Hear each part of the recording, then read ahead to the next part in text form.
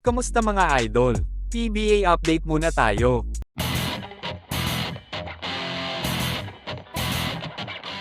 Unang sabak pa lang ni Richie Rivero sa PBA pero pinakita kagad niya na karapat-dapat siyang mabigyan ng parangal bilang Rookie of the Year ng liga. Sobrang solid ang naging performance ni Rivero sa Phoenix Super LPG para isalba ang kanyang koponan sa isang comeback win laban sa NLEX Road Warriors.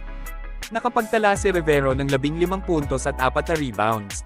Madami ang napahanga sa kanyang performance na tila pinaglalaroan lang ang kanilang opponent mga idol.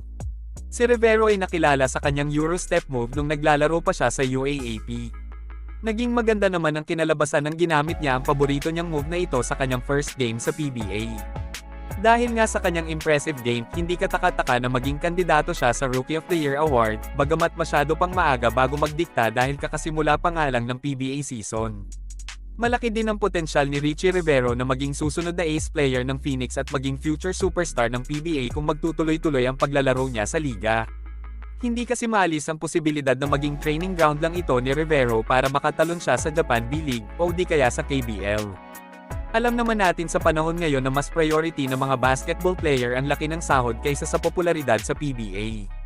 Matatandaan na si Rivero ay mas ninais na tumalon sa Taiwan P-League para doon simulan ang kanyang professional career sa basketball matapos ang kanyang paglalaro sa UP Fighting Maroons sa UAAP.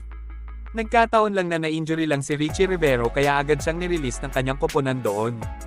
Mukhang nagpapakondisyon lang muna siya sa PBA mga idol dahil matagal din siyang hindi naglaro ng basketball sa kahit anong liga dito sa bansa.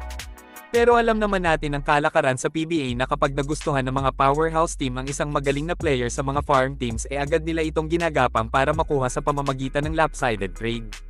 Samantala, sobrang impressive din ang pinakitang performance ng kapwa rookie teammate ni Rivero na si Ken Tapan. Tumirada si Tapan ng 16 points, 6 rebounds at 4 assists para pangunahan ng scoring sa Phoenix. Dahil nga sa solidong laro na pinakita ng Super LPG, paniguradong magiging team tabit ngayon ang koponan na ito dahil mas dumami pa ang kanilang bala para talunin ang mga powerhouse team ngayon sa PBA. Sa iba pang balita, hindi naman apektado si Stephen Holt sa pagkatalo ng Terra Firma laban sa Northport na nakasira rin sa kanyang debut sa liga.